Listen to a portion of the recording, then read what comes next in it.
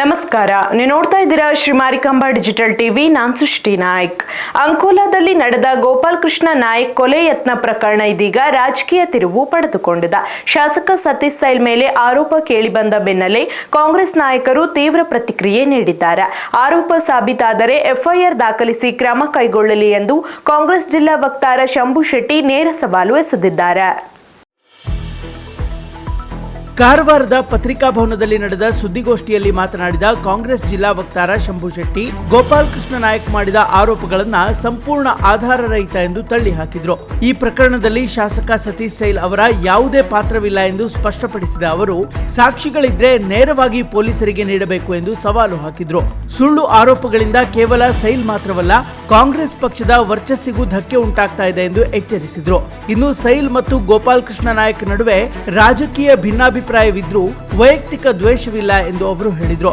ಮುಂದಿನ ಚುನಾವಣೆಯ ಹಿನ್ನೆಲೆ ಈ ಬೆಳವಣಿಗೆಗಳಿಗೆ ಕಾರಣವಾಗಿರಬಹುದು ಎಂಬ ಸೂಚನೆಯನ್ನು ನೀಡಿದ್ರು. ಸುಪಾರಿ ಕೊಟ್ಟವರೊಟ್ಟಿಗೆ ಸತೀಶ್ ಸೈಲ್ಗೆ ಸಂಪರ್ಕ ಇದೆ.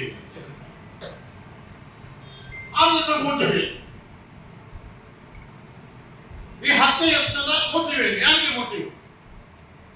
ಅದರ ಬೆನಿಫಿಷಿಯರಿ ಯಾರು? ಇದರ ಮೋಟಿವ್ ಏನು, ಅದರ ಬೆನಿಫಿಷಿಯರಿ ಎರಡು ಕ್ಲಿಯರ್ ಆಗಿ. ಸತೀಶ್ ಸೈಲ್ ರಾಜಕೀಯ ದ್ವೇಷ,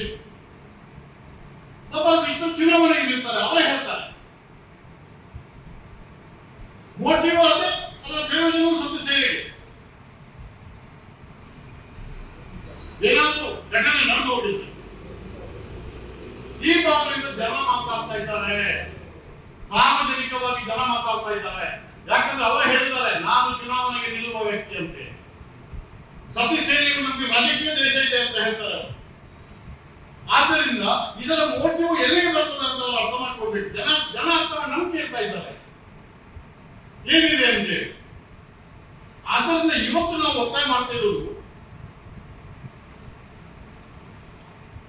ಸುಮ್ಮನೆ ಇದನ್ನು ಅರ್ಥದಲ್ಲಿ ಬಿಟ್ಟು ಹೋಗುವುದಲ್ಲ. ಪೊಲೀಸರು ಪೀಡಿತ ವ್ಯಕ್ತಿ ಅಗ್ರೀಡ್ ಪರ್ಸನ್ ಗೋಪಾಲಕೃಷ್ಣ ನಾಯ್ಕ್ ಹತ್ರ ಏನು ಅವರ ಮನಸ್ಸಿನಲ್ಲಿ ಭಾವನೆ ಇದೆ, ಡೌಟ್ ಇದೆ, ಲಿಖಿತವಾಗಿ ಕಂಪ್ಲೇಂಟ್ ತಗೊಳ್ಬೇಕು. ಅವ್ರು ಇನ್ಸ್ಟಾಗೆ ಕೊಟ್ಟಿದ್ರೆ ಅವಶ್ಯಕತೆ ಇಲ್ಲ, ಅದು ನಮಗೆ ಪೊಲೀಸರು ಹೇಳುವುದಿಲ್ಲ. ಪೇಪರ್ ಅವರಿಗೆ ಕೊಡಬೇಕಾಗಿಲ್ಲ. ಒಂದು ವೇಳೆ ಕಂಪ್ಲೇಂಟ್ ತಗೊಳ್ಳದೇ ಇದ್ರೆ ಏನು ಅವರು ಪೇಪರ್ನಲ್ಲಿ ಮೊನ್ನೆ ಹೇಳಿದ್ದಾರೆ, ಪತ್ರಿಕೆಯವರಿಗೆ ಹೇಳಿದ್ದಾರೆ, ಅದನ್ನು ಅವರು ಪೊಲೀಸರು ಬರೆದು ಅವರ ಕಂಪ್ಲೇಂಟ್ ತಗೊಳ್ಬೇಕು, ತನಿಖೆ ಮಾಡಬೇಕು. ಸತೀಶ್ ಸೈಲ್ ನಮ್ಮ ಶಾಸಕರು ಇದರಲ್ಲಿ ಆ ಹತ್ಯೆ ಮಾಡಲಿಕ್ಕೆ ಸುಪಾರಿ ಕೊಟ್ಟವರೊಟ್ಟಿಗೆ ಸತೀಶ್ ಸೈಲ್ನವರ ಪಾತ್ರ ಅವರಿಗೆ ಬೆಂಬಲ ಇದೆ ಅಂತ ಪೊಲೀಸರಿಗೆ ಗೊತ್ತಾದ್ರೆ, ನಾನು ಗಂಟಾ ಘೋಷವಾಗಿ ಹೇಳ್ತೇನೆ, ಸತೀಶ್ ಸೈಲ್ ಮೇಲೆ ಎಫ್ಐಆರ್ ಹಾಕಿ, ಶಾಸಕ ಸತೀಶ್ ಸೈಲ್ ಮೇಲೆ ಎಫ್ಐಆರ್ ಹಾಕಿ. ಇಲ್ಲದಿದ್ರೆ ಭಾವನಾತ್ಮಕವಾಗಿ ಹೇಳಿ ಸಮಾಜದಲ್ಲಿ ಗೊಂದಲ ಉಂಟು ಮಾಡಿ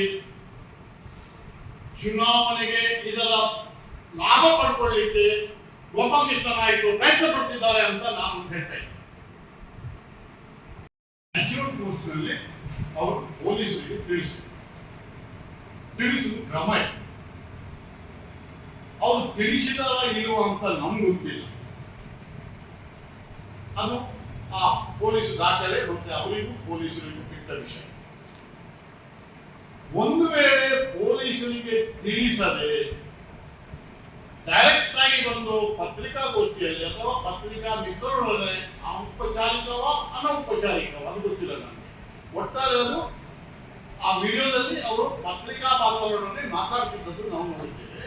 ಯತ್ನಕ್ಕೆ ಸುಪಾರಿ ಕೊಟ್ಟವರೊಟ್ಟಿಗೆ ಶಾಸಕ ಸತೀಶ್ ಸೈಲ್ ಸಂಪರ್ಕದಲ್ಲಿದ್ದಾರೆ ಅಂತ ಅವರು ಭಾವನೆ ಬರುವಾಗಿ ಮಾಡಿ, ಸಪೋರ್ಟ್ ಇದೆ ಅಂತ ಭಾವನೆ ಬರುವಾಗಿ ಮಾಡಿ ಮಾತಾಡಿದ್ದಾರೆ. ಈಗ ನಿಮ್ಗೆ ಐಪಿಸಿ ಇದಿರಲಿ, ಪ್ರಚೋದನೆ ಮಾಡಿದರೆ ಅಥವಾ ಸಹಾಯ ಮಾಡಿದರೆ ಅಥವಾ ಕೂಟ ಚಟುವಟಿಕೆ ಮಾಡಿದ್ದಾರೆ, ಸೆಕ್ಷನ್ 120B, ಸೆಕ್ಷನ್ 109, ಸೆಕ್ಷನ್ 212 ಅದು ಐಪಿಸಿ. ಅದೇ ರೀತಿ BNS ನಲ್ಲಿ 61, 249, 45 ಇದರ ಪ್ರಕಾರ ಈ ಕೂಟ ಚಟುವಟಿಕೆಯಲ್ಲಿ ಅಪರಾಧ ಮಾಡಲಿಕ್ಕೆ ಮುನ್ನ ನಡೆಯುವಂತಹ ಕೂಟ ಚಟುವಟಿಕೆಯಲ್ಲಿ ಯಾರಾದರೂ ಭಾಗವಹಿಸಿದ್ರೆ ಅವರ ಮೇಲೆ ಅಪರಾಧಿಗೆ ಆಗುವಂತ ಶಿಕ್ಷೆ, ಅಪರಾಧಿಗೆ ಯಾವುದು ಸೆಕ್ಷನ್ ಅನ್ವಯ ಆಗ್ತದ ಅದೇ ಶಿಕ್ಷೆ ಅಥವಾ ಸೆಕ್ಷನ್ ನಲ್ಲಿ ಹಾಕಿ ಈ ಅಪರಾಧಿ ಕೂಡ ಪೊಲೀಸರು ತನಿಖೆ ಮಾಡಿ FIR ಹಾಕಬೇಕಾಗ್ತದೆ. ಒಂದು ವೇಳೆ ಪೀಡಿತ ವ್ಯಕ್ತಿ ಅಥವಾ ಅಗ್ರೀಡ್ ಪರ್ಸನ್ ಪೊಲೀಸರಿಗೆ ಈ ರೀತಿ ನೀಡದೆ ಈ ರೀತಿಯ ಯಾರದೋ ಮೇಲೆ ಒಂದು ಶಾಸಕ ಸದಸ್ಯರಂತ ವ್ಯಕ್ತಿ ಮೇಲೆ ಸುಮ್ಮನೆ ಅವರ ಹೆಸರನ್ನು ಎಳೆದು ಹತ್ಯೆ ಮಾಡಿದವರ ಸುಪಾರಿ ಕೊಟ್ಟವರೊಡನೆ ಇವರಿಗೆ ಸಂಪರ್ಕ ಇದೆ ಅಂತ ಹೇಳುವುದು ಅದು ತಪ್ಪು. ಅದಕ್ಕೆ ಪೊಲೀಸರು ಕಾನೂನು ಪ್ರಕಾರ ಸುಮೋಟೋ ಆಕ್ಷನ್ ತಗೊಳ್ಬೇಕಾಗ್ತದೆ. ಯಾಕಂದ್ರೆ ಇಲ್ಲಿ ಸಾಕ್ಷಿ ಇಲ್ಲದಿದ್ದರೆ ಸೆಕ್ಷನ್ 409, ಸೆಕ್ಷನ್ 182, ಸೆಕ್ಷನ್ 500 ಈ ಪ್ರಕಾರ ಸುಮ್ಮನೆ ಏನು ಸಾಕ್ಷಿ ಏನು ಅಥವಾ ಅದರಲ್ಲಿ ಯಾವುದೇ ರೀತಿಯ ಒಂದು ಸಾಕ್ಷಿ ಇಲ್ಲದಿದ್ದರೆ ಪೊಲೀಸರು ಸೋಮೋಟೋ ಆಕ್ಷನ್ ಈ ರೀತಿ ಪೀಡಿತ ವ್ಯಕ್ತಿ ಅಥವಾ ಅಗ್ರೀಡ್ ಪರ್ಸನ್ ಅವರ ಮೇಲೆ ಆಕ್ಷನ್ ತಗೊಳ್ಬೇಕಾಗ್ತದೆ. ಯಾಕಂತ ಹೇಳಿದ್ರೆ ಇದು ಸಮಾಜ ಅಂತ ಹೇಳಿದ್ರೆ ಇದು ಏನಿದೆ ಒಂದು ರೀತಿಯ ಭಾವನಾತ್ಮಕ ಸಮಾಜ. ಉದ್ವೇಗದಿಂದ ಸಮಾಜದಲ್ಲಿ ಒಂದು ಅಶಾಂತಿ ಉಂಟಾದರೆ ಅದಕ್ಕೆ ಕಾರಣ ಈ ಸುಮ್ಮನೆ ಉದ್ವೇಗದ ರೀತಿಯಲ್ಲಿ ಮಾತಾಡಿ ಸಾಮಾಜಿಕವಾಗಿ ಬಹಿರಂಗವಾಗಿ ಪತ್ರಿಕಾ ಪ್ರಕಟಣೆ ಸಾಕ್ಷಿ ಇಲ್ಲದೆ ಅಥವಾ ಪೊಲೀಸರಿಗೆ ತಿಳಿಸದೆ ಕೊಟ್ಟರೆ ಪೊಲೀಸರು ಸೋಮೋಟೋ ಆಕ್ಷನ್ ತಗೊಂಡು ಈ ರೀತಿಯ ಒಂದು ಈ ಪೀಡಿತ ವ್ಯಕ್ತಿ ಅಥವಾ ಅಗ್ರೀಡ್ ಪರ್ಸನ್ ಅವರ ಮೇಲೆ ಸ್ವತಃ ಸೋಮೋಟೋವಾಗಿ FIR ದಾಖಲಿಸಬೇಕು ಅಂತ ಹೇಳ್ತಾರೆ. ಒಂದು ವೇಳೆ ಈ ರೀತಿ ಈಗ ಲಿಖಿತ ಕೊಟ್ಟವರಲ್ಲಿ ಯಾರು ಸುಪಾರಿ ಕೊಟ್ಟರು, ಯಾರು ಬೆಂಬಲ ನೀಡಿದರು, ಇದೆಲ್ಲ ಪೀಡಿತ ವ್ಯಕ್ತಿ ತಿಳಿಸಬೇಕಾಗ್ತದೆ. ತಪ್ಪೇನಿಲ್ಲ, ಅವರ ಜೀವ ಶ್ರೇಷ್ಠ ಜೀವ, ಅವರು ಏನು ತಪ್ಪಿಲ್ಲ. ಅದರಲ್ಲಿ ಕ್ಲಿಯರ್ ಆಗಿ ಪೊಲೀಸರು ತಿಳಿಸಬೇಕು. ಘಟನೆ ನಡೆದ ಕೂಡಲೇ ನನಗೆ ಇಂಥವರು ಸುಪಾರಿ ಕೊಟ್ಟಿದ್ದಾರೆ ಅಂತ ನನಗೆ ಡೌಟ್ ಇದೆ, ಅವರಿಗೆ ಇಂತಿಂಥವರು ಅವರಿಗೆ ಬೆಂಬಲ ಕೊಟ್ಟಿದ್ದಾರೆ ಅಂತ ನನಗೆ ಡೌಟ್ ಇದೆ ಅಂತ ಹೇಳಿ ಅವರು ಲಿಖಿತವಾಗಿ ಕೊಡಬೇಕಾಗ್ತದೆ. ಭಾವನಾತ್ಮಕ ಒಳಗಾಗಿ ಮಾಡಿದರೆ ಸಾರ್ವಜನಿಕ ಆರೋಪ ಮಾಡಲಿಕ್ಕಿಲ್ಲ. ಇನ್ನು ಸಾಯಿ ಗಾಂವ್ಕರ್ ಕೂಡ ಈ ಆರೋಪಗಳನ್ನು ಖಂಡಿಸಿ ಘಟನೆಗೆ ಸಂಬಂಧಿಸಿದ ಸತ್ಯಾಂಶ ಶೀಘ್ರದಲ್ಲೇ ಹೊರಬರುತ್ತದೆ ಎಂದು ವಿಶ್ವಾಸ ವ್ಯಕ್ತಪಡಿಸಿದರು. ಒಟ್ಟಾರೆ ಅಂಕೋಲಾ ದಾಳಿ ಪ್ರಕರಣ ಇದೀಗ ರಾಜಕೀಯ ಚರ್ಚೆಗೆ ಕಾರಣವಾಗಿದ್ದು ಮುಂದಿನ ಬೆಳವಣಿಗೆಗಳತ್ತ ಎಲ್ಲರ ಗಮನ ನೆಟ್ಟಿದೆ.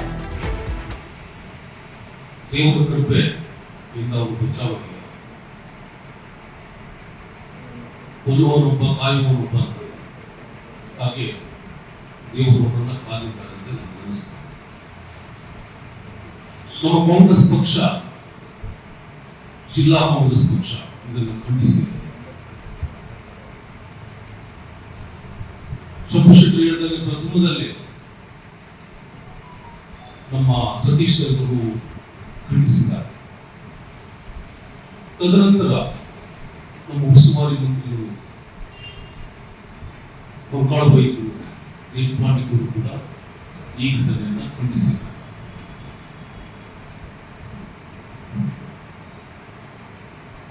ಭೀಮಣ್ಣ ನಾಯ್ಕರು ನನ್ನ ಮುಂದೆ SP ಫೋನ್ ಮಾಡಿ ಇದು ಶೀಘ್ರದಲ್ಲಿ ತನಿಖೆ ಆಗಬೇಕು, ಯಾವ ಇದರ ಭಾಗಿಯಾಗಿದ್ದಾರೋ ಅವರಿಗೆ ಶಿಕ್ಷೆ ಆಗಬೇಕು ಅಂತ ಸೂಚನೆಯನ್ನು ನೀಡಿದ್ದಾರೆ.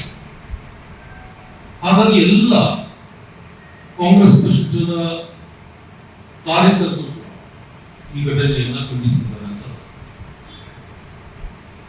ನಮ್ಮ ಸರ್ಕಾರದ ಗೃಹ ಮಂತ್ರಿಗಳು ಕೂಡ ಇದನ್ನ ಖಂಡಿಸಿದ್ದಾರೆ, ಮತ್ತೆ ಸೂಕ್ತ ಸೂಚನೆಯನ್ನ ಕೂಡ ನೀಡಿದ್ದಾರೆ. ಆಗಬಾರದ ಘಟನೆ ಆಗಿದೆ. ನಮ್ಮ ಜಿಲ್ಲೆ ಬಹಳ ಶಾಂತ ಪ್ರಿಯವಾದ ಜಿಲ್ಲೆ, ಸುಶಿಕ್ಷಿತರ ಜಿಲ್ಲೆ ಅಂತ ಕರೆಸಿಕೊಳ್ತೇವೆ. ಪ್ರಶಿಕ್ಷಿತರ ಜಿಲ್ಲೆ ಆಗಬೇಕು, ಅದು ನಮ್ಮ ಉದ್ದೇಶ. ನಾನಂತೂ ದ್ವೇಷದ ರಾಜಕಾರಣದಲ್ಲಿ ನಂಬಿಕೆ ಇಲ್ಲ, ಪ್ರೀತಿಯ ರಾಜಕಾರಣದಲ್ಲಿ ನಂಬಿಕೆ ಇಟ್ಟಂತ ವಿಷಯ. ಮೊನ್ನೆ ಹೇಳಿದಾಗೆ ನಮ್ಮ ಗೋಪಾಲ್ ಕೃಷ್ಣ ನಾಯಕ್ ಬಂದರು ಸ್ಟೇಟ್ಮೆಂಟ್.